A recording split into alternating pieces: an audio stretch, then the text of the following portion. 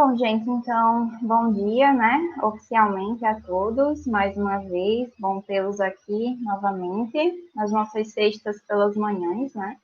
De encontros para discutir um pouquinho sobre a pesquisa científica.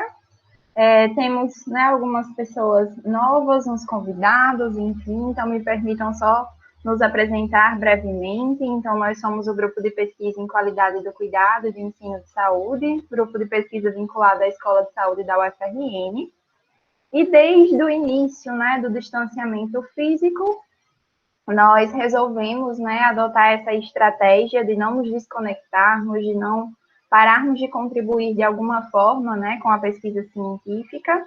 E aí a gente vem fazendo, né, reuniões semanais, né, ao final do nosso encontro de hoje a gente vai expor um pouquinho como vai ser esse segundo semestre, né, afinal chegamos em julho, chegamos ao segundo semestre do ano. E aí a gente vem tendo esses encontros semanais para discutir temas relacionados à pesquisa científica, e todos esses nossos encontros, né, ficaram registrados e estão gravados e estão lá disponíveis no nosso canal do YouTube, são públicos, qualquer pessoa pode assistir, pode compartilhar, podem ficar à vontade. É uma pequena forma, né, de contribuir com a valorização da pesquisa, da ciência, da universidade brasileira, enfim. Então, a gente segue nessas discussões e os temas, eles são definidos conjuntamente, né, com os participantes, tanto do grupo de pesquisa quanto os participantes externos, porque essas reuniões, elas são abertas ao público,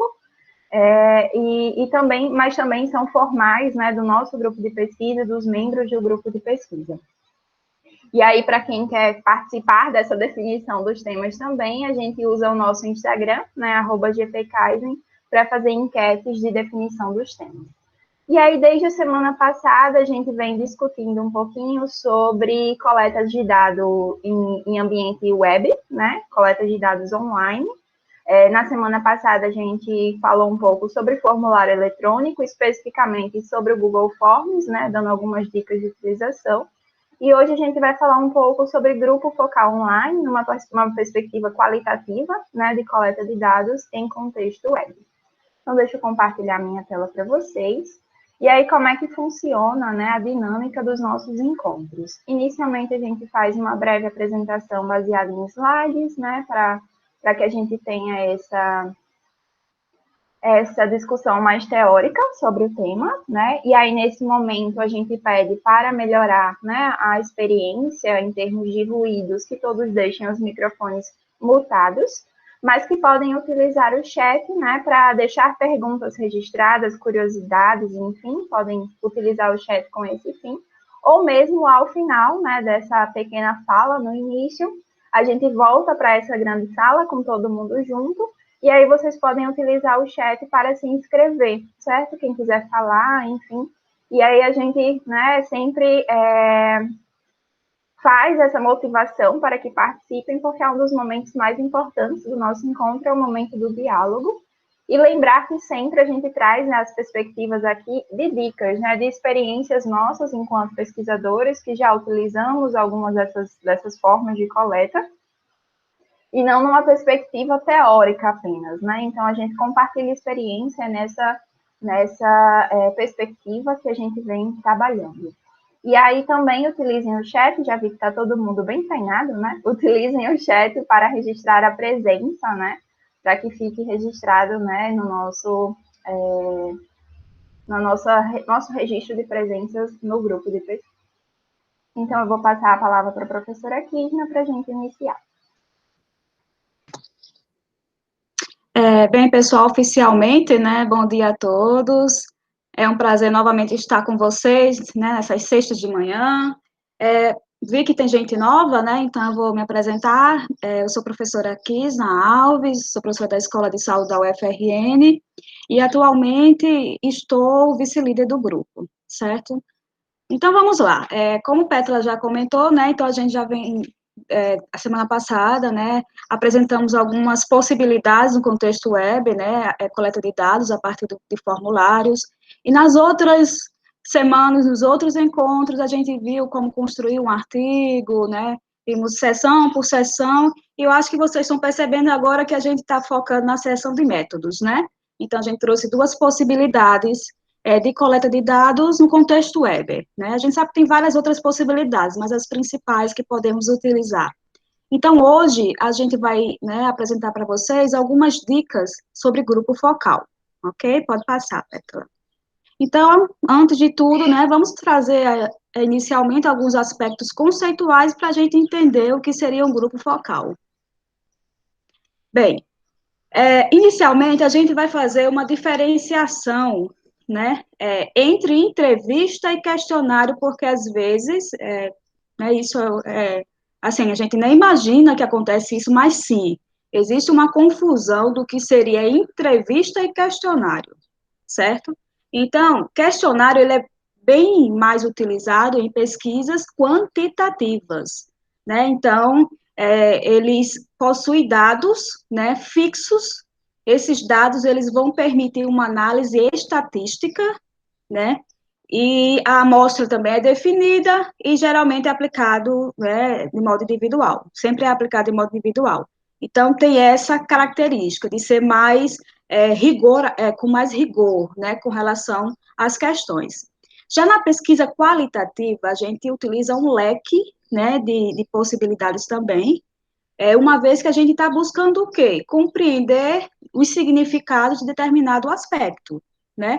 Então, a gente utiliza roteiros para facilitar o processo de entrevista, né? As informações que colhemos são subjetivas, então, exatamente essa questão que eu falei, dos significados acerca de determinado aspecto. Trabalha-se com uma saturação teórica como possibilidade. O que seria isso, professora? Então, digamos que eu estou, né, a minha pesquisa tem 40 enfermeiros, né, eu vou pesquisar 40 enfermeiros que atuam na linha de frente à COVID no momento. Então, eu vou fazer uma entrevista, certo? E aí eu começo a fazer a coleta de dados. Então, coletei os 10 primeiros, depois mais 10, e eu percebi que não surgiu mais nenhuma informação, mas nenhum acréscimo, digamos assim, acerca do que eu quero investigar. Então, a gente chama isso de saturação teórica, quando não surge mais informações novas. E aí a gente pode encerrar, digamos assim, a coleta de dados. Mas existe uma crítica imensa, eu acho que depois Petra pode até comentar com mais propriedade, com relação à utilização desse termo de saturação teórica, certo? Ela vai falar mais especificamente, posteriormente. E essa pesquisa qualitativa geralmente envolve, né, pessoas individuais ou algo mais amplo, coletivo.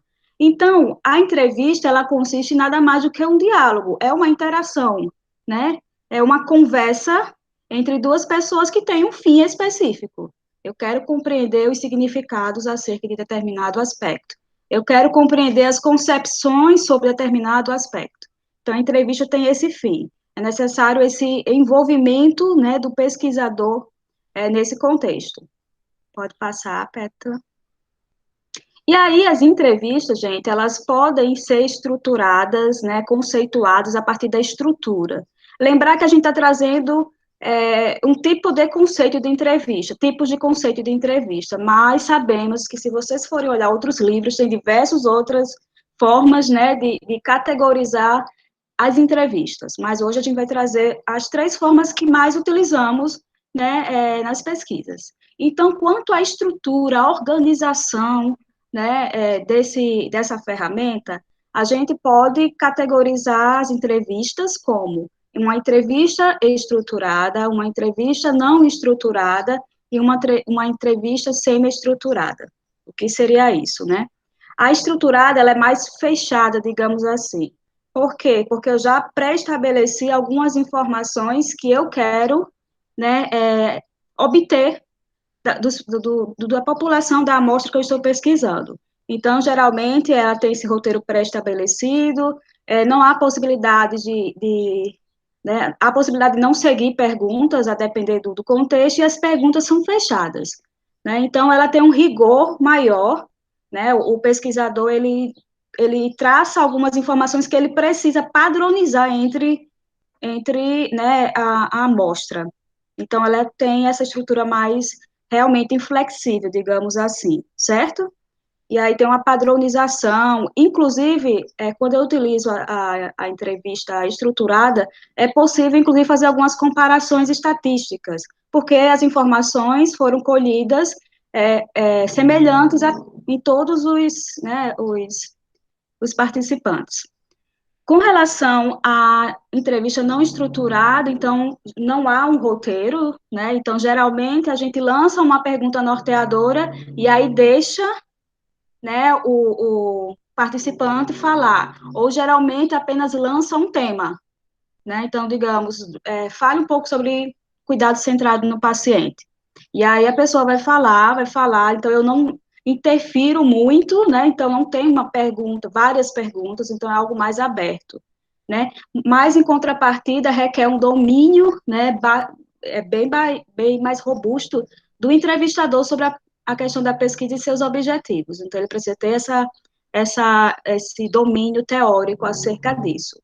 E a semi-estruturada, ela tem a conjugação, digamos assim, de elementos da estruturada e não estruturada, né? Então, vai ter um roteiro previamente estruturado, mas esse roteiro previamente estruturado permite perguntas abertas, né, com a possibilidade do pesquisador aprofundar as respostas, né? Então, se na hora da entrevista eu achei que a resposta foi superficial, eu posso tentar, né, ajudar aquela pessoa que está sendo entrevistada para tentar aprofundar mais ainda a pergunta.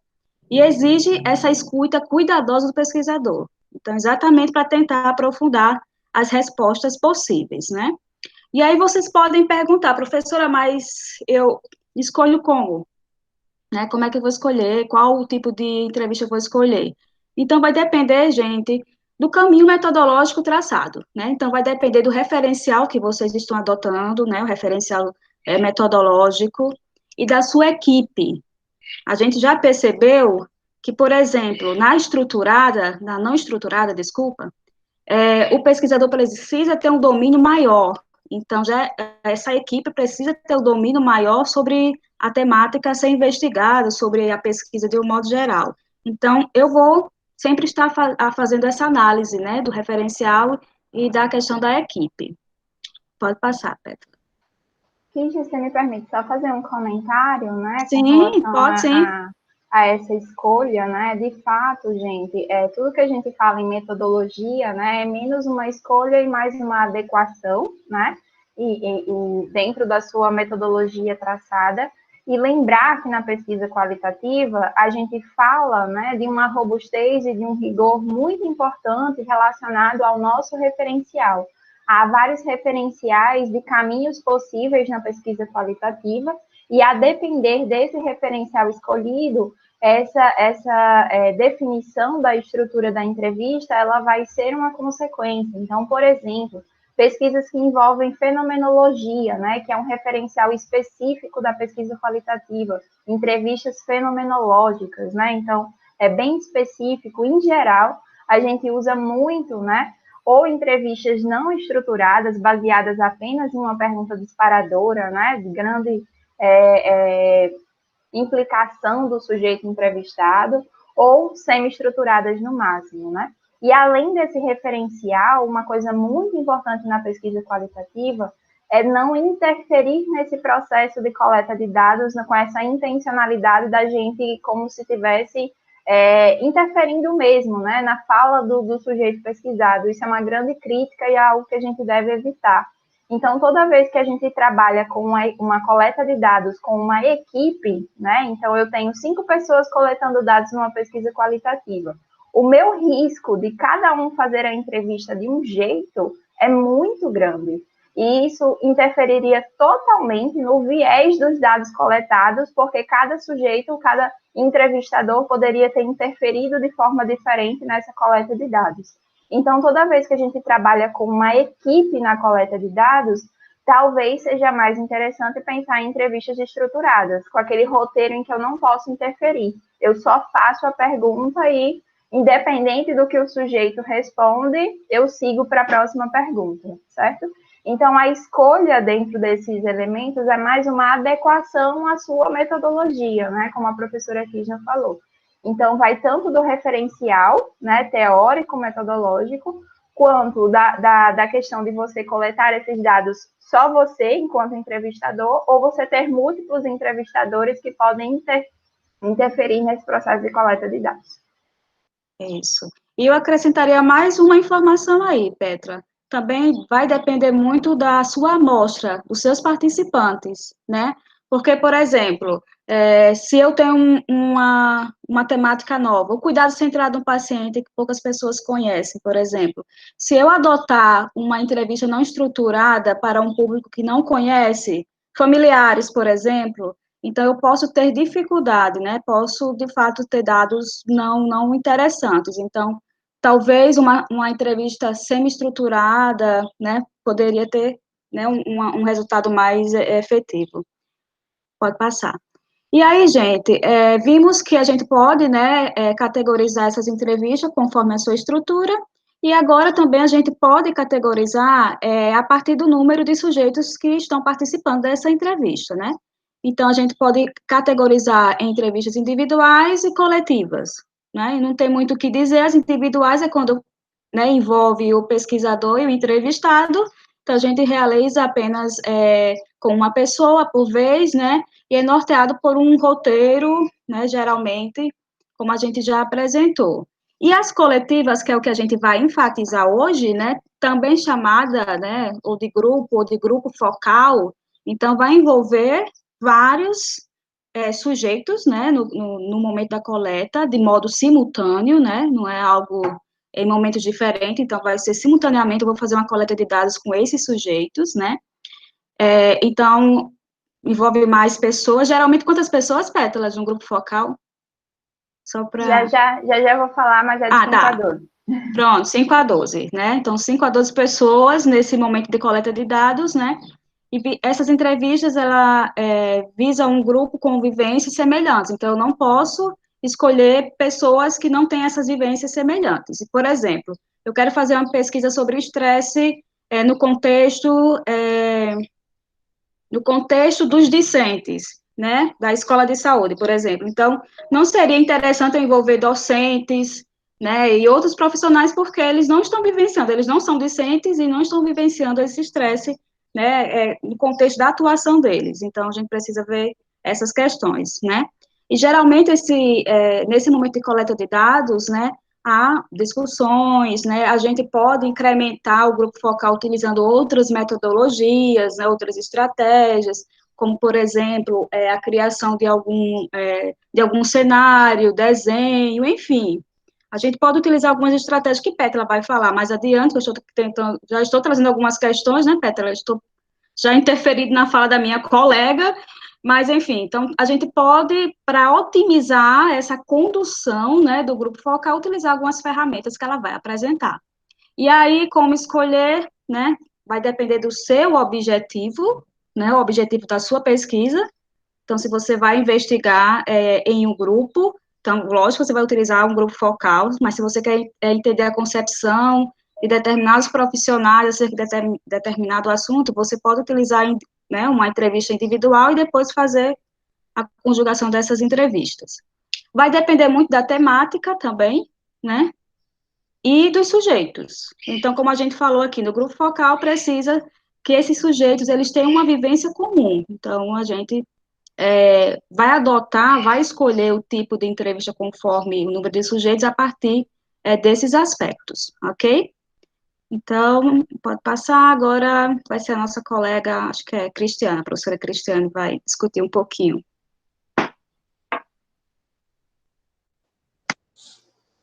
Bom dia, gente. Desculpa aí. Eu sou a professora Cris, faço parte do sócio fundador do Grupo Kaizen, sou professora da Escola de Saúde, né? Então, a gente vai continuar falando um pouquinho sobre as especificidades do grupo focal. Então, vamos lá. Conforme o Minayo traz, ele é um tipo de entrevista ou uma conversa com grupos pequenos e homogêneos. Então, quando a gente vai traçar a nossa temática, ver quem são os nossos participantes, a nossa população e a nossa amostra, então a gente vai ver qual é esse grupo. Então, eu posso trabalhar com professores, com discentes, com profissionais da saúde, somente com enfermeiros, somente com técnicos de enfermagem. Então, percebam que são populações que têm características e afinidades em comum. Nós vamos discutir uma determinada temática com esses profissionais, que pode ser qualquer temática que você vá trabalhar.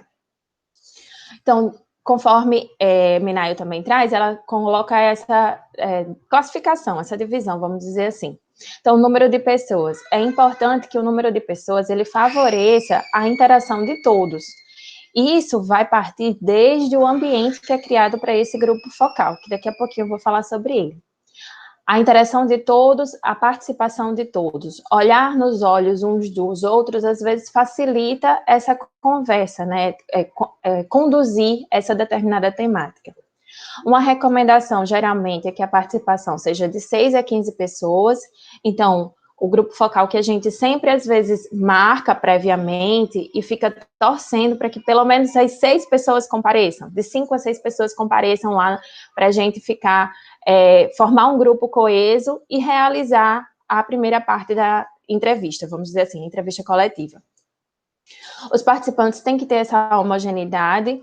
Por exemplo, se a gente for trabalhar um tema de segurança do paciente com docentes e com discentes, eu não posso incluir os dois no mesmo grupo focal. Eu tenho que fazer um grupo focal somente para docentes, para professores, e um grupo focal somente para discentes. Porque cada grupo, né, tem as suas características e tem a sua forma de ver essa temática. A duração vai depender muito, mas, de uma forma geral, cada sessão dura, em média, de 1 a 2 horas, porque nós sabemos que tem pessoas que falam muito, que são muito prolixas, e tem pessoas que são breves. Mas não quer dizer que as pessoas que falam demais vai responder mais a sua questão de pesquisa. Isso não interfere em nada. E nem a duração desse grupo focal.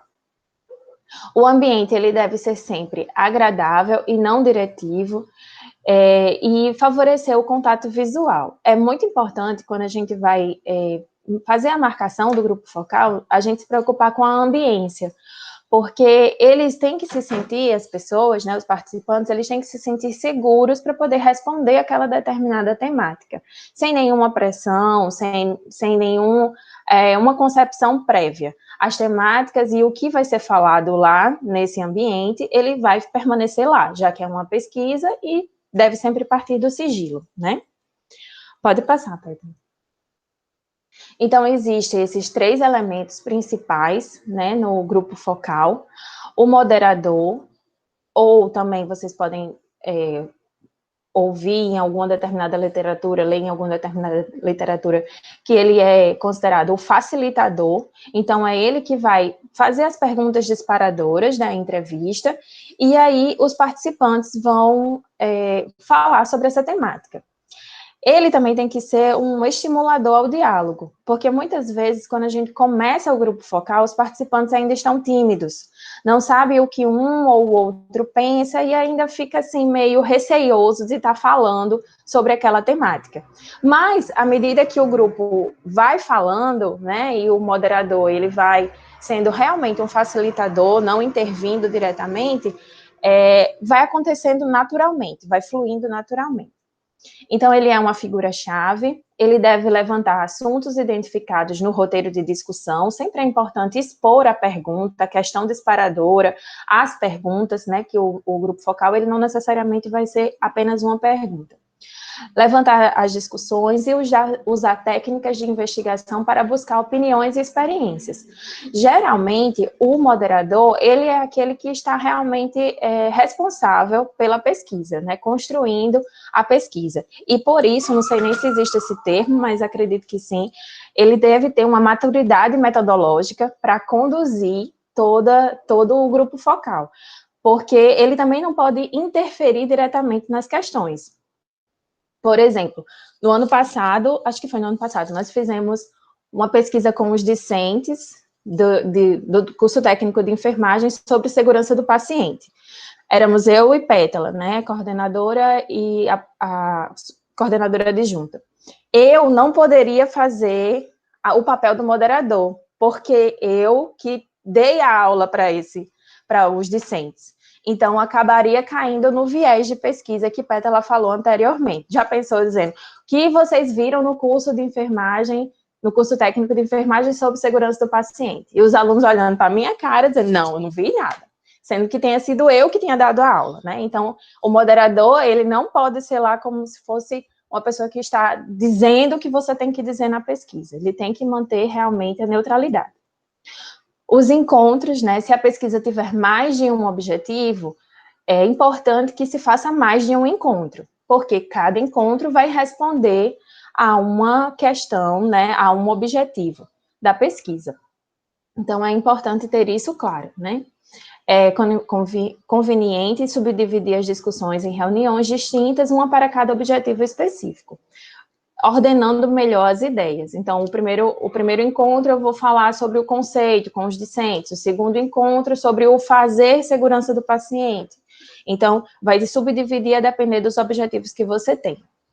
Muito importante essa parte final, porque vai ser o material que você vai trabalhar quando o grupo focal acaba, é o registro da informação. Ele tanto pode ser somente gravado, como a gente pode ter o auxílio de um elemento muito importante, que é o relator. O relator, ele vai ficar no computador e vai ficar digitando ou escrevendo, tem pessoas que preferem escrever, as percepções das pessoas na roda do grupo focal. Então, como ela se comportou, como foi a expressão facial diante de uma determinada pergunta, e mesmo as questões, ele já pode ir digitalizando. É importante ter, se tiver o relator, tenha também o gravador, porque aí você fica com o material duplo, né? O relator, ele é uma figura que pode ser, inclusive, a depender da situação, dispensável, mas ele também exerce um papel fundamental no registro. Pode passar, Petra. Possibilidade de acesso ao entrevistado, né? Nós podemos fazer o contato com esses participantes face a face, chamando eles, convidando eles para participar do grupo focal, lembrando sempre, como nós precisamos preparar um ambiente para receber esses participantes, o grupo focal ele é previamente agendado. Então, quando a gente vai entregar a nossa cartinha para o participante, convidando ele para participar da nossa pesquisa, a gente pode fazer de todas essas formas. Face a face, por telefone, via correio postal, correio eletrônico, formulário eletrônico e a plataforma online, que eu acredito que de agora em diante, ela será bastante utilizada, né? Não somente por causa da pandemia, mas porque todas essas plataformas que estão sendo utilizadas, Meet, Zoom, eles estão proporcionando esses encontros e fica perfeito, como se você tivesse também cara a cara, né? Agora, professora Petra. Bom, gente, essa abordagem inicial sobre o grupo focal em qualquer, né, aspecto, seja ele presencial ou não, ele é muito importante, né, porque quando a gente pensa em grupo focal online ou na coleta de dados no ambiente web, a gente, por vezes, pode pensar que é uma adaptação 100%, né, dessa metodologia, e não é, certo?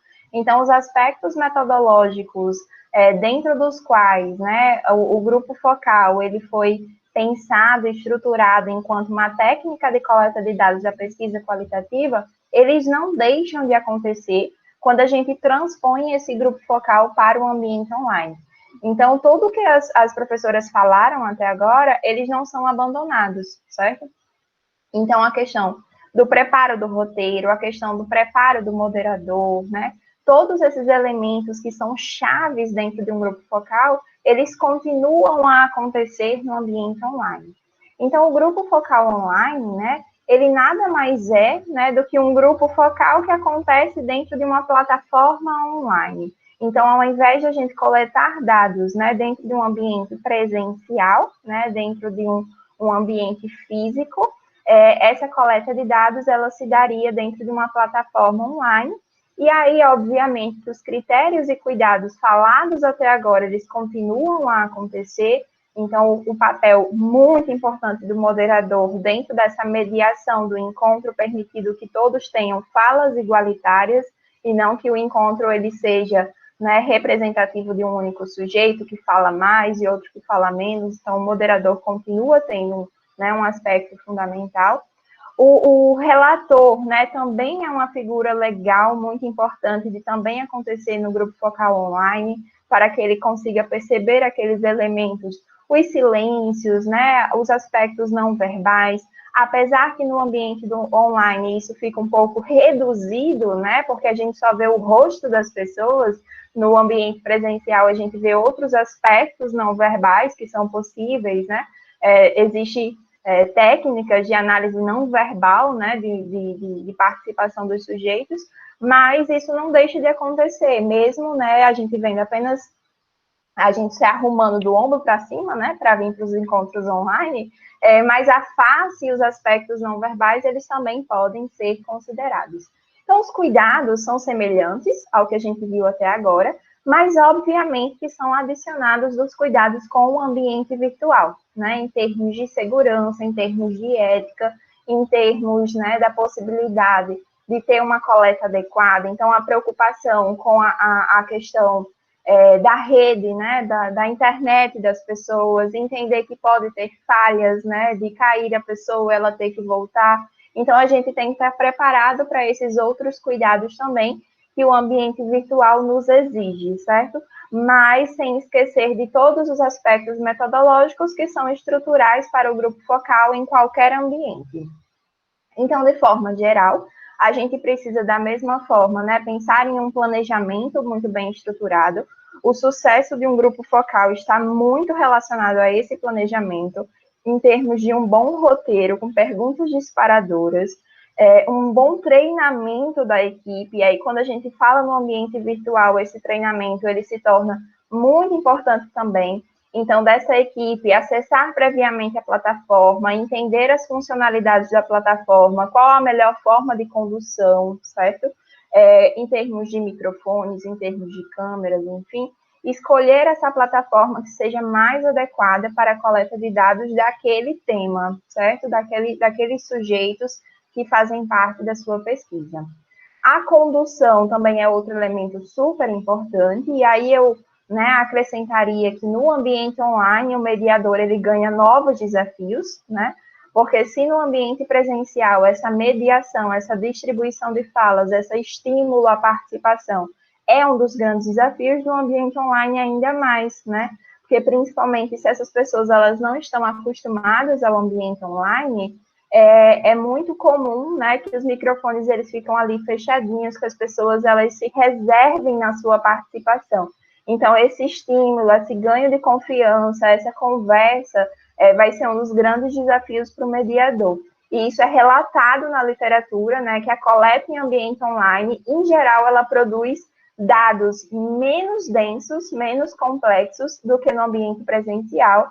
Então, é necessário que, mesmo, né, que a gente escolha por essa metodologia, é aquela história, né, a gente sempre planeja metodologicamente os nossos estudos tendo ciência das limitações, certo?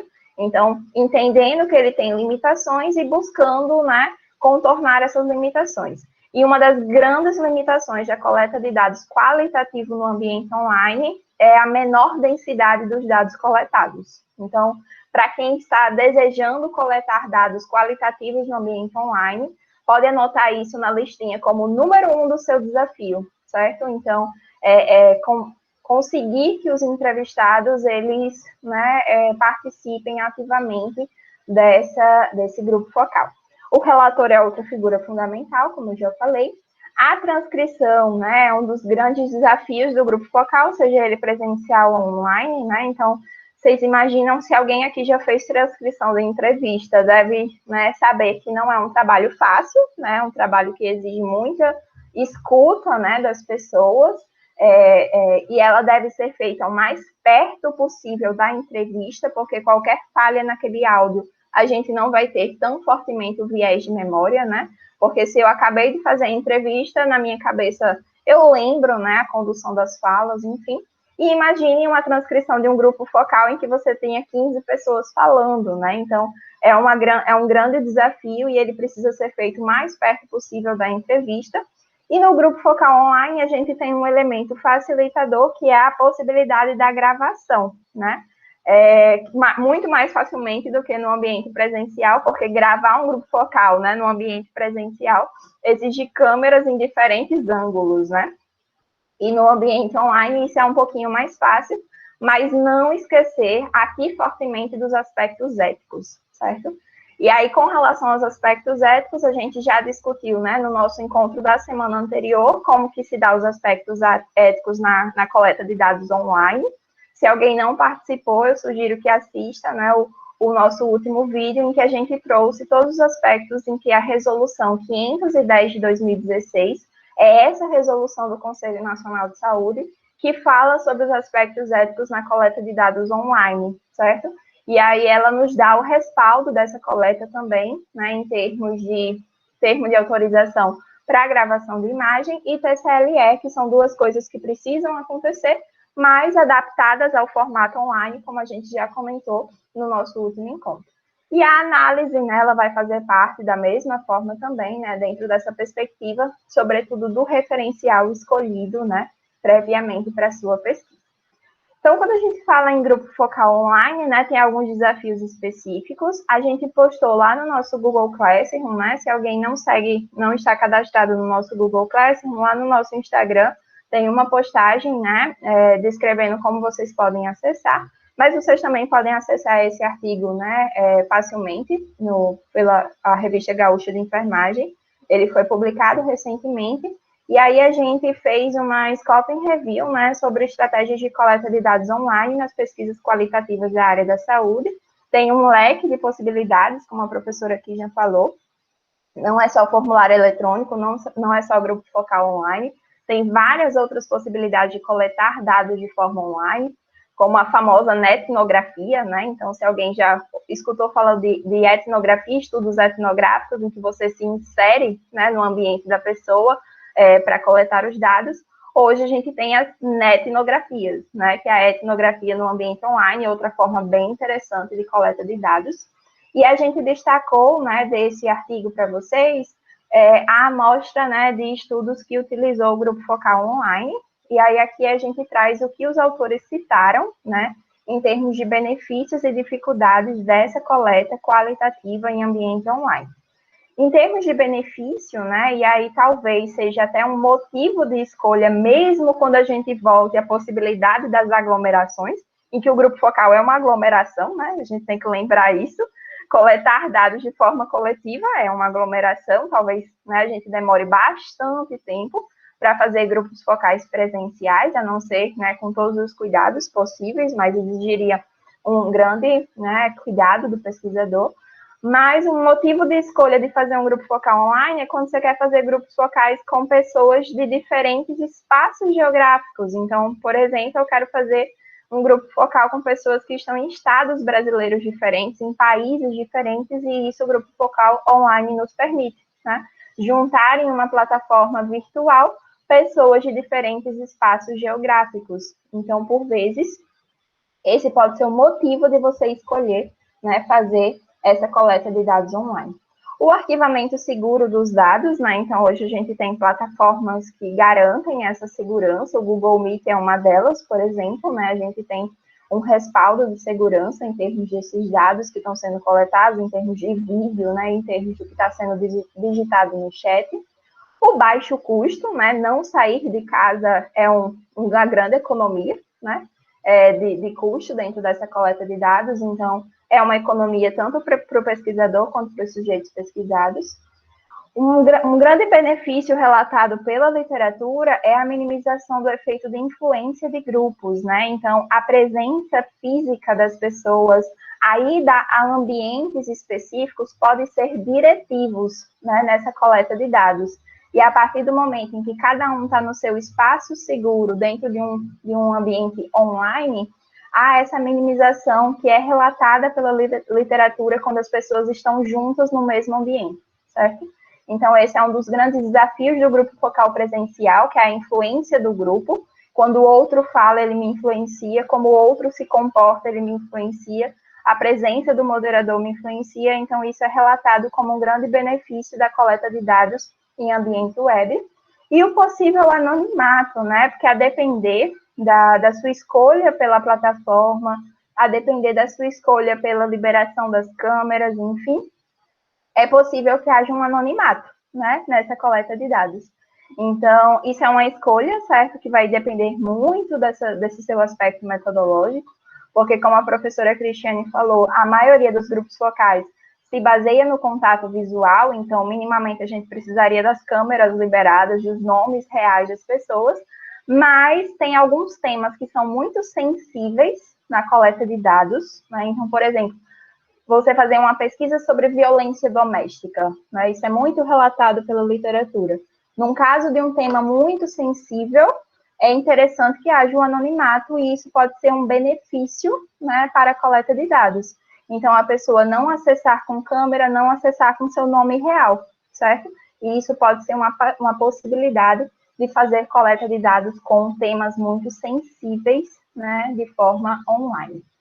E os grandes dificuldades, né, é a questão da coleta dos dados não verbais para além do rosto, né, isso é uma limitação que precisa ser reconhecida, né, na hora da análise dos dados, e o que é mais relatado pelas pesquisas que utilizam a forma online na coleta de dados, que é a profundidade dos dados coletados.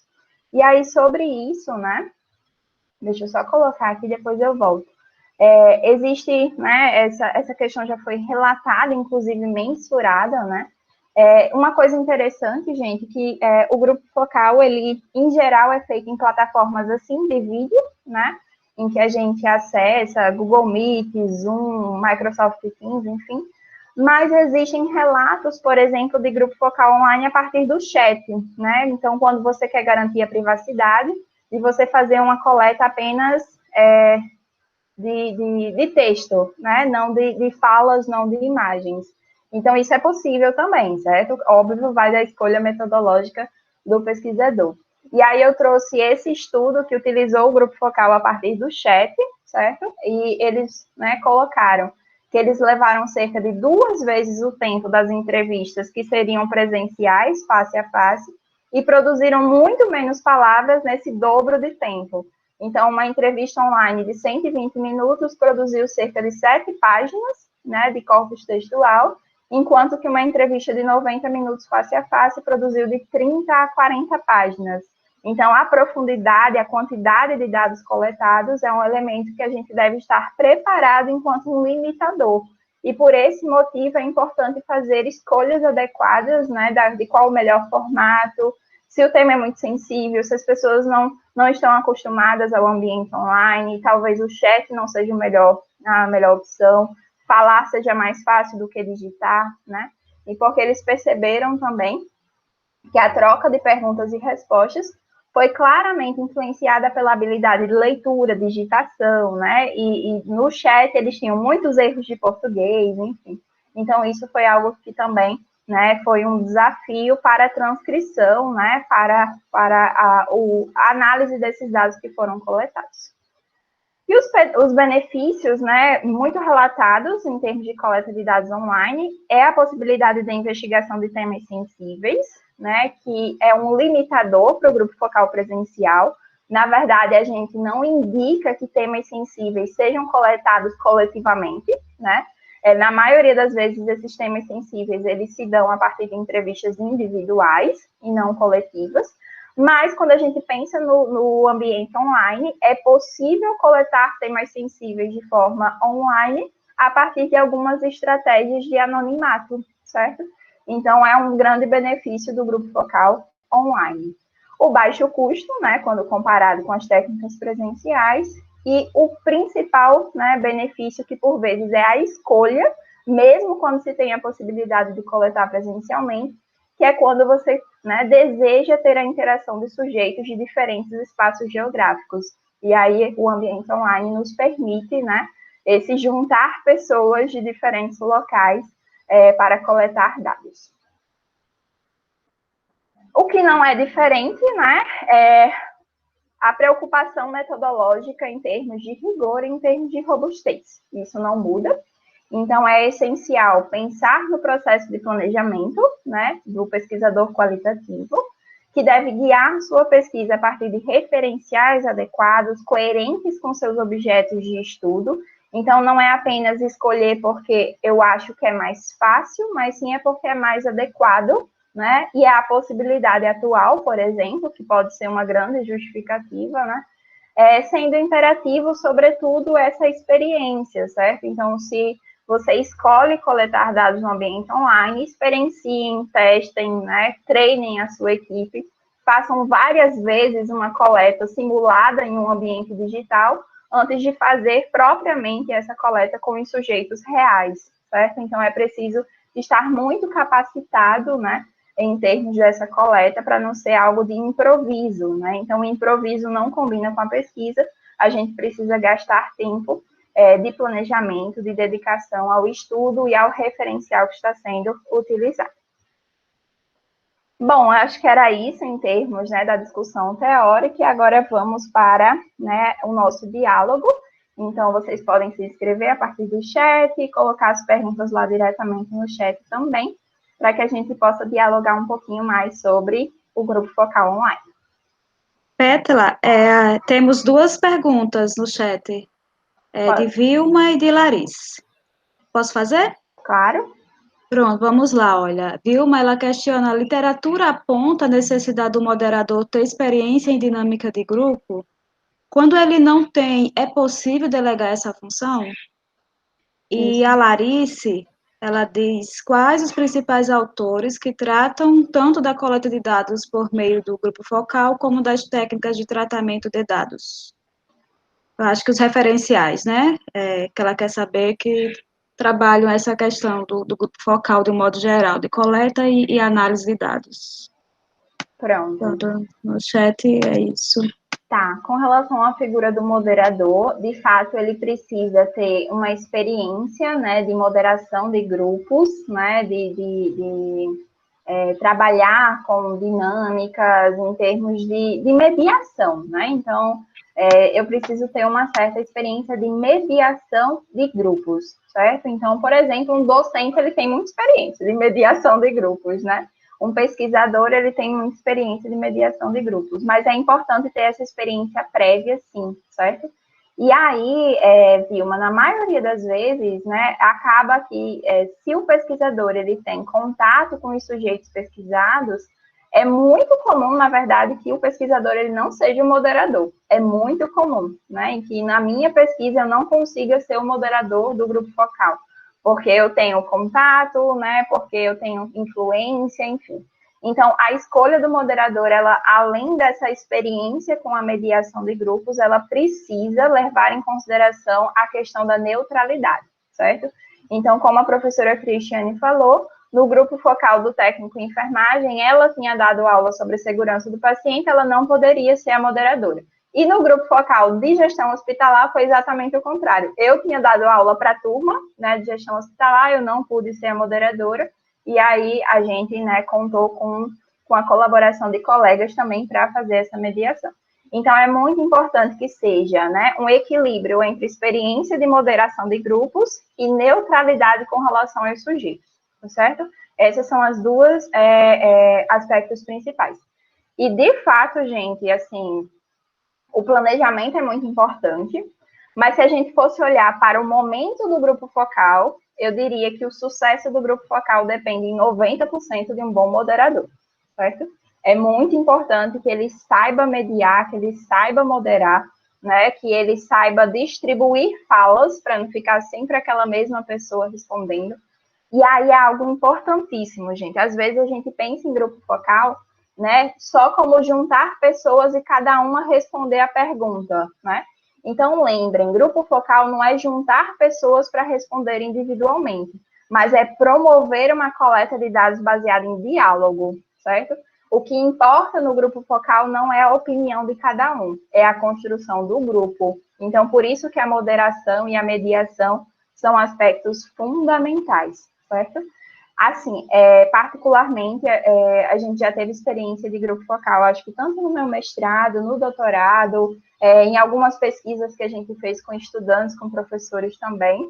É uma coleta de dados desafiadora, mas que é muito bacana em termos da qualidade dos dados coletados. mas que deve ser uma escolha 100% fundamentada nos nossos objetivos, certo? Em termos de uma percepção do grupo e não de cada um dos sujeitos, certo? E por vezes, aí só comentando antes de ir para outra pergunta, a gente quer fazer grupo focal, mas tem o limitador, e o principal limitador são os sujeitos. Por exemplo, a gente, e aí olhando aqui para a Theo, né, a gente tinha o objetivo de fazer, e a gente fez essa pesquisa, né, para saber a concepção dos gestores sobre qualidade em saúde. E a gente queria muito fazer um grupo focal, mas a gente sabia que era impossível juntar gestores, certo? Por quê? Porque eles têm tempos loucos, agendas, né, bem difíceis. Então, por vezes, a gente tem o limitador do sujeito. Então, a gente precisa pensar bem pé no chão se é possível juntar os meus sujeitos de pesquisa em um único horário. No meu doutorado, eu precisei fazer o grupo focal com professores, e foi uma grande dificuldade. Acho que a gente marcou 3 vezes para conseguir um horário comum, né, a pelo menos 6 professores, que era o mínimo, né, que a gente precisava. Então, é bom pensar também se é possível juntar os seus sujeitos em um único horário, porque por vezes é um limitador e não adianta, né, você desenhar metodologicamente, lindamente o seu projeto e ele ser inviável na prática. A gente precisa pensar nisso também. Bom, com relação ao grupo focal como um todo, né? Eu entendi, não só o online, né, Larice? Pronto. Minayo é uma das principais referências quando a gente fala em grupo focal, certo? Então, Maria Cecília Minayo, ela é uma grande referência de pesquisa qualitativa na área da saúde. E hoje a gente tem um livro da editora Moriá, eu vou encontrar aqui o nome e eu mando para vocês aqui no chat, que ele tem um capítulo bem legal, e ele é bem recente, é de 2018, é do pessoal lá da UFSC, que trabalha muito com pesquisa qualitativa com diferentes métodos, e ele tem um capítulo voltado 100% para a área da saúde, né, que é bem legal esse aspecto. Eu vou pegar aqui o título e coloco aqui para vocês no chat. Raíssa, né, tá inscrita? Enquanto a Raíssa fala, eu vou pegar o nome do livro. Certo. Bom dia, gente. Parabéns aí, meninas. É muito bom escutar vocês falando e a experiência de vocês também com os grupos focais. Eu nunca conduzi grupo focal, já participei de alguns enquanto sujeito de pesquisa. E aí eu acho que, escutando a apresentação de vocês aqui, o grupo focal, para mim, ele escancara, assim, abertamente uma visão de que a pesquisa se faz em equipe, sabe? Porque você precisa do mediador, desse moderador, você precisa de um relator, então, às vezes a gente fica naquela ideia de que, eu vou fazer minha pesquisa sozinha, mas não faz. E aí, 2 coisas que eu queria, assim, questionar com vocês. Eu acredito que um moderador que vai entrar num grupo focal, juntamente seguindo esses critérios que vocês já disseram, né, do distanciamento necessário que precisa ter com aqueles sujeitos que serão entrevistados nesse formato, como é que eu posso dizer assim? Ele certamente já tem um percurso de pesquisa junto com o pesquisador. Então, você não vai chamar qualquer pessoa para ser o moderador daquele seu grupo focal, algo tão importante para a sua pesquisa. Mas aí eu me pergunto, se essa pessoa ela só participou desse momento de moderação, ou o outro só participou enquanto relator, e aí essas pessoas, em termos da finalização desse produto, do que foi essa pesquisa, para termos de autoria, que já foi um tema que a gente discutiu anteriormente. Isso, por si só, já se constitui ou essa pessoa precisaria ter outro tipo de inserção para poder constituir a autoria? E a segunda questão que eu queria fazer é que, com relação a um dos benefícios que se coloca lá nesses estudos do artigo que vocês publicaram, é com relação à segurança, né, dos dados coletados.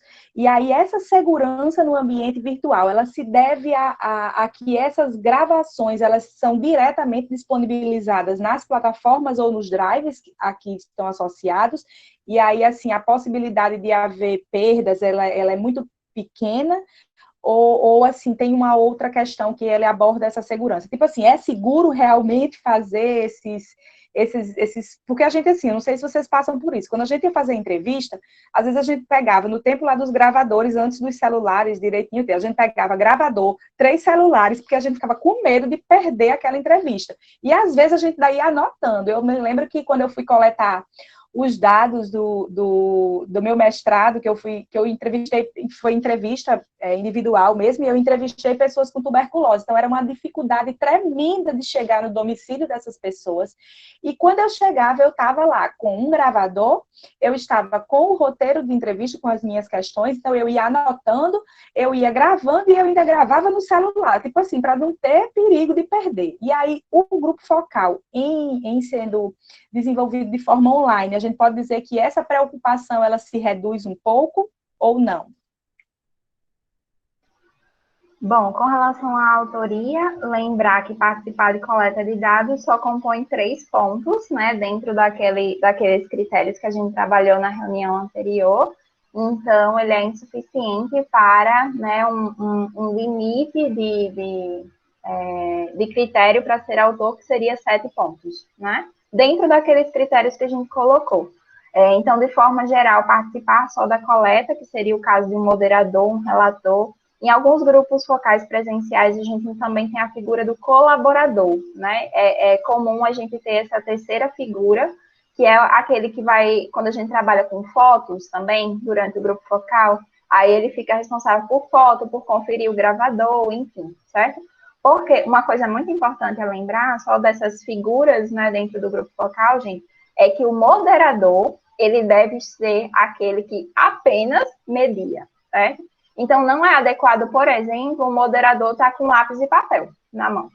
Porque se ele está anotando, ele está perdendo o foco do que está acontecendo naquele grupo, certo?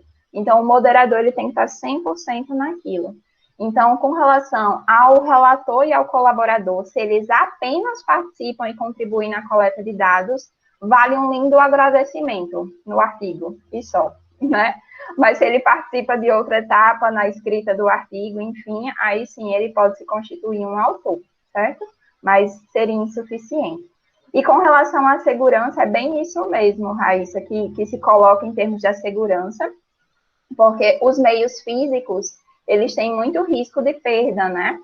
Quando a gente faz grupo focal também, a gente leva 3 gravadores, né? Deixa um em cada canto, um no meio, e um ainda vai passando, né? Nos sujeitos, porque além da gente ter o medo da questão da perda do dado, a gente ainda tem o medo da qualidade, né? Porque se está muito longe da pessoa falando, pode ser que eu não escute depois. Então, eu tenho maior, assim, segurança em termos de a gravação no ambiente online, como ela é gravada em nuvem, a nuvem da plataforma, eu não diria para você que é 0 chance, certo? Porque enfim, a gente está confiando em uma plataforma online. Mas eu posso dizer para você que desde o dia, deixa eu ver aqui, para eu ser fiel, desde o dia 20 de março, da nossa primeira reunião online do Kaizen, a única vez que a gente teve problema com gravação foi quando a gente usou o Skype, certo? Então, se alguém for fazer grupo focal online, eu não indico o Skype, porque a gente teve problema com a gravação, a gente não conseguiu baixar o vídeo de jeito nenhum. Mas desde o dia 20 de março que a gente vem fazendo no Google Meet e no Zoom, 0 problemas com gravações, certo? Então, se eu pudesse pessoalmente dar uma dica, não use o Skype. Eu fiquei, assim, bem traumatizada. Desculpa o Skype, mas enfim. Kisna, né? Tá escrita? Isso, só para trazer um relato e uma dica, né? Com relação ao relato, eu participei da pesquisa de Pétala, eu acho, de mestrado, como relatora. Eu acho que foi de mestrado, não foi, Pétala? Que foi lá no UOL, enfim, foi uma pesquisa aí que Pétala estava, né, como coordenadora, digamos assim. E o papel do relator, né, quem está observando, ele é bem árduo, viu? Porque você fica atento a cada detalhe. Então, realmente, quando surgiu a pergunta, você vê as testinhas franzidas. Petra utilizou uma estratégia, né, que eu vou falar mais adiante, que seria a dica. Então, assim, realmente o papel, eu sei que pode ser, né, uma opção ter ou não ter, mas eu acho que o relator, ele dá um brilho também na análise de dados, já que ele está atento a essas questões mais expressivas, né? A comunicação não verbal, digamos assim, do participante, e é bem interessante o momento que eles iam discutir, a forma que eles iam discutir, gestos, então tudo isso tem alguns significados, né? Que aí acho que incrementa mais ainda a análise. Então, só para destacar essa experiência que eu achei bem difícil, não achei fácil não, ser relatora. E com relação à dica, né, eu acho que era até o que eu ia comentar no início, Petra, mas eu não quis para não, não interferir na fala de vocês. Para otimizar esse processo de diálogo, né, que como Petra falou, não é algo individual, tem que se construir um diálogo entre o grupo. Então, a gente pode utilizar outras ferramentas no grupo focal. Então, as meninas, né, a gente utiliza bastante o Sandplay. Eu não sei se vocês já ouviram falar, que é a caixa de areia. Então, geralmente, as meninas lançam aquela questão disparadora e elas pedem para os participantes, os sujeitos, montarem um cenário para responder aquela questão, né, para retratar aquela questão, e eles fazem o compartilhamento desse cenário, consequentemente, há um diálogo, né? Faz esse processo de otimização do diálogo. Então, a gente pode também, né, utilizar essas estratégias para incrementar mais ainda o grupo focal e facilitar o processo do diálogo. Então, só essa dica. Além do Sandplay, eu acho que a gente pode utilizar diversas outras possibilidades, né, sei lá, desenhos, enfim, a criatividade vai longe nesse momento, né? Só isso mesmo, Pétala. Pronto. De fato, o papel do relator, ele precisa ter muitos olhos, né? Ele precisa estar posicionado bem estrategicamente no grupo focal quando ele é presencial. E aí eu só relatar aqui, né, que os seus relatos e o de Cris facilitaram em muito as minhas análises de dados, porque eram relatos bem detalhados e são coisas muito importantes, realmente, né? Então, a hesitação numa resposta, por exemplo, nos diz muito, né? Nos diz que aquele sujeito, ele não tem total, né, implicação naquele conceito, enfim. Então, esses aspectos não verbais são importantes. Eu vi que Theo está inscrito, deixa eu só ler aqui, Theo, uma pergunta que surgiu. Larissa falou, no caso de realizar o encontro em plataforma online, como fica a assinatura do TCLE? Larissa, na nossa reunião anterior, a gente falou com relação a esses aspectos do TCLE no ambiente online, certo? Mas, rapidamente, a resolução 510 de 2016, ela traz, né, ela aponta sobre a possibilidade do consentimento de pesquisa ele ser dado em meios digitais, certo? Ele traz essa possibilidade que o consentimento ele não precisa ser apenas escrito. Então, no caso de um grupo focal online, por exemplo, a gente trabalha com TCLEs em formato de formulário eletrônico. Então, a gente disponibiliza o formulário eletrônico que tem lá todo, né, o texto do TCLE, tem o espaço para ele digitar o nome completo e uma perguntinha se ele aceita ou não participar da pesquisa, sim ou não. E aí é suficiente para a gente ter esse assentimento, esse consentimento esclarecido, tá certo? E aí, nesse sentido, é importante que isso esteja previsto no seu projeto, antes de você mandar para o Comitê de Ética, e a resolução que nos dá esse respaldo é a 510 de 2016, certo? Theo. Ei, gente, é porque elas são antigas, não, é porque elas começaram cedo, viu? Assim como as meninas, eu acho que é muito mais algumas dicas de experiências que a gente tem passado. Eu abro o microfone para colocar, né? Acho que a primeira coisa que foi tocado aí não necessariamente sobre o contexto de hoje, mas sim sobre o contexto em termos de pesquisa, e uma coisa que eu aprendi na pele, e hoje ainda sofro um pouco em algumas situações, é que não se faz pesquisa só. Né? É muito difícil você conduzir pesquisa sozinho, sem uma equipe. Por que eu digo isso? Porque existe uma diferença muito grande em temas em que eu trabalho com equipe e temas em que eu trabalho sozinho. E a diferença é muito grande em termos de conseguir resultados. Né? Então, a gente precisa ter consciência de que a gente precisa ter uma equipe para isso. Né?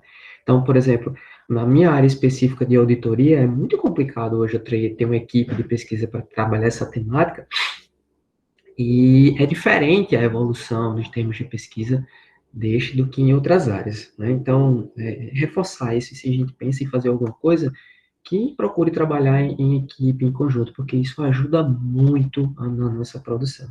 Bem, mas e aí, eu vou falar em termos de entrevista, porque eu não tenho uma ligação tão grande com o grupo focal, né? Mas em termos de entrevista, algumas coisas, né, eu já tenho passado. Mas a questão da interferência dentro da pesquisa, que já colocaram, o quão é importante a gente estar preparado para não interferir na entrevista, principalmente quando a gente está trabalhando com a semi-estruturada ou aquela que não é estruturada, porque dá liberdade da gente falar, tentar conduzir um pouco aquela entrevista, e a gente tem que ter um crivo muito grande de saber o que eu vou falar para estimular ou influenciar, né, que são coisas bem diferentes. E na realidade, na prática, isso acontece muito quando o entrevistado ele faz: eu estou certo? Eu estou errado? É assim que você queria que eu respondesse? Né? E então são perguntas que surgem na nossa realidade. A gente precisa estar preparado, saber como conduzir. Né? E uma das coisas que pelo menos eu acho interessante ao entrevistar alguém, se possível, mas eu acho que além da explicação do TCLE e da entrevista, que a gente precisa fazer isso, mas explicar de forma que ele consiga compreender como que você vai conduzir aquela entrevista e explicar que não é um questionamento de certo ou errado, e sim um questionamento sobre aquele contexto e a compreensão dele, até para que ele se sinta mais à vontade, tente se sentir mais à vontade e não está falando algo errado ou não. Né? A nossa própria postura frente para ele, a como a gente se aproxima, né? Às vezes até uma forma, às vezes as pessoas vão fazer entrevista e ficam como, às vezes, tipo, não tem uma certa proximidade, né? E esse limite que a gente precisa estar preparado, até onde eu posso chegar próximo, até onde eu tenho que me distanciar, né? Isso a gente vai desenvolvendo com a nossa prática. Então, lembrar de explicar até para eles como que vai ser? Não é o certo e errado, né? Tem outras coisas aí que estão envolvidas. E aí a gente tem aquelas entrevistas e a gente vai para o ouvido, né? Hoje se a gente conseguindo fazer dessa forma, acho que a gente tem muitas coisas que facilitam, mas colocar um fonezinho no ouvido e colocar um gravador para gerar tudo aquilo, cansa, gente. E assim, a gente tem diversos vieses, mas um dos vieses da gente analisar essas entrevistas é a gente não se preparar para a quantidade de entrevistas que a gente possa ter e o tempo para que a gente possa analisar aquilo, porque o cansaço influencia bastante. Imagine você, sei lá, pegar 20 entrevistas em um determinado momento e analisar aquelas quando as entrevistas são longas. Cansa fisicamente, cansa mentalmente. Isso pode levar um viés para você mesmo no processo de análise, né? Como Lanúzia colocou aqui, o negócio dos mosquitos, né? Que a pessoa já estava tão cansada daquela pessoa, começou a matar os mosquitos. Então, às vezes, você está tão cansado das entrevistas que, às vezes, você sente aquela necessidade e você precisa parar, você precisa reprogramar. E pode gerar viés na sua pesquisa. Então, é interessante a gente, né, pense nisso. E outra coisa que o Petra falou sobre a questão de gestores é que sempre, assim, a nossa ideia é boa, mas, né, porque, né, o princípio dela é bom, mas, e os gestores, né, às vezes a gente ainda tem, né, nesse caso da pesquisa, ainda tem a questão de como eles vão se comportar durante a entrevista individual, né, que também a gente já tem um certo dificultador, que dirá em determinadas situações a gente ter grupo. E, sim, e outra coisa que eu achei, aí é uma coisa que eu achei interessante, em geral. Petra, quando tu mostrou o estudo sobre a questão da quantidade de palavras geradas por entrevistas em chat, né? E hoje a gente cresceu para esse formato. Eu não sei se tem algum estudo que possa comparar entrevistas que eram com chat, o que é que elas geravam, e entrevistas hoje, pesquisas que foram feitas de outra forma, digital, né? Do 2004 para cá, essa questão digital ela evoluiu. Eu fiquei pensando, será que seria interessante fazer algo assim? Mas foi só passou, viu, na minha cabeça. Mas eu achei interessante fazer uma comparação, até porque, né, porque esse processo de aproximação hoje de melhoria tecnológica talvez possa diminuir né, essa questão dessas palavras, essa quantidade de coisas que foram geradas por um chat. Isso, tá bom. Vai calar. E, de fato, talvez, Theo, também, essas pesquisas em ambiente online, elas tenham benefícios depois desse período, porque quem nunca tinha feito uma videochamada, gente, eu acho que vai chegar quase a zero esse número, né? A história de abrir a geladeira e achar um link, eu acho que está quase para todo mundo, né? Então, eu acho que todo mundo hoje já tem uma certa experiência de videochamada. Então, vai ser também um contributo, né, para que as pesquisas qualitativas em ambiente online, elas possam acontecer mais, né? E talvez esses limitadores da baixa profundidade seja algo que em breve não aconteça, né? Porque, por vezes, é essa falta de experiência com esse ambiente que nos traz alguns outros desafios, especificidades. Então, talvez isso possa mudar, né? Cris?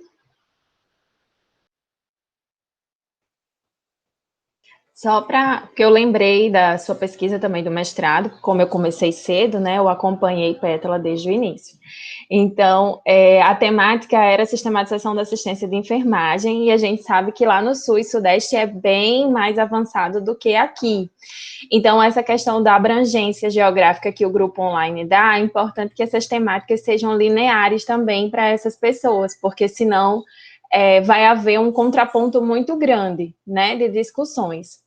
Outra coisa também que Isna falou do Sandplay, que ele pode ser um instrumento para facilitar as pessoas a se expressarem. Eu também já vi estudos que utilizam desenhos com crianças, né? Pede para a criança desenhar e depois vai falar um pouquinho sobre isso. E eu estava lendo antes de vir, tinha um artigo falando que era a importância de separar os grupos. Inclusive, quando se é criança, falam de separar os meninos das meninas, a depender da temática, porque às vezes um pode se sentir oprimido pelo outro, vamos dizer assim. Então, também é importante, por causa disso, seria 2 grupos focais, né? Então, pode-se mesclar também as temáticas, utilizar um instrumento como desenho livre e depois a pessoa ir explanar sobre esse desenho. Isso é muito comum a gente usar as chamadas técnicas projetivas para ajudar, né, durante na coleta dos grupos focais. Sobretudo quando a gente está trabalhando com temas que são de difícil explanação de forma verbal, né? Então, em uma pergunta seria difícil, em uma resposta, aquela pessoa lhe explicar o que ela pensa, porque seria complexo uma resposta verbal. E aí a gente pode aliar dentro desse grupo focal alguma técnica projetiva. E hoje a gente tem várias técnicas projetivas na pesquisa qualitativa que elas são descritas como técnicas validadas de coleta de dados. Então, existe um livro, eu não vou me lembrar do nome, mas a professora Ivone Cabral, que ela desenvolveu, né, um livro com várias técnicas projetivas de coleta de dados em pesquisas qualitativas, certo? Depois eu posso postar lá no Google Classroom para vocês. Método criativo sensível, lembrei, pronto. Então, é o método criativo sensível, que ele tem várias técnicas projetivas de coleta de dados, e aí é bem bacana a gente aliar isso, criativo, certo? Ficou erradinho no chat. Alinhar nas nossas coletas, né? Principalmente quando a gente tem esses temas mais difíceis de explanação verbal. Bom, gente, eu acho que é isso, né? Já estamos nos alongando, né? Uma discussão bem bacana da gente fazer, que pode, né, se desdobrar depois em outras coletas. E aí, só um aviso para vocês, né? Eu tinha dito que a gente ia, no final da nossa reunião, né, de hoje, falar como é que a gente vai ficar daqui para frente, né?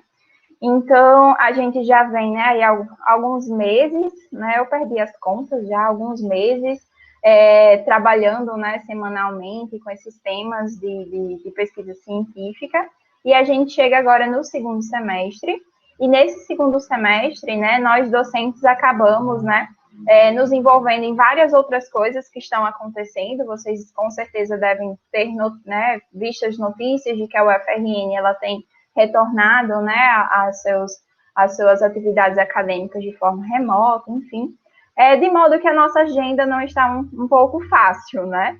Então, a gente resolveu voltar à programação que a gente tinha anteriormente, do encontro quinzenal, tá certo? Então, a partir de hoje, a gente vai continuar com as reuniões online, às sextas pelas manhãs, mas elas vão acontecer a cada 15 dias. Então, a gente decidiu no segundo semestre fazer assim. Então, agora em julho, a gente vai ter reunião no dia 17 e no dia 31, tá? Então, dia 17 e dia 31 serão as nossas próximas reuniões. E a gente vai trabalhar com um tema que já havia sido sugerido, né, no decorrer desses nossos encontros, que é a questão de submissão de projetos para apreciação ética.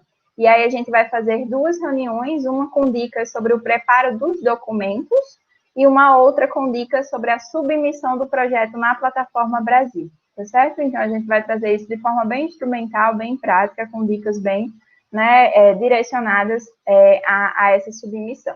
Então, só lembrando, daqui a 15 dias a gente volta a se encontrar, no dia 17, a gente vai colocar isso bem direitinho lá no nosso Instagram, tá bom?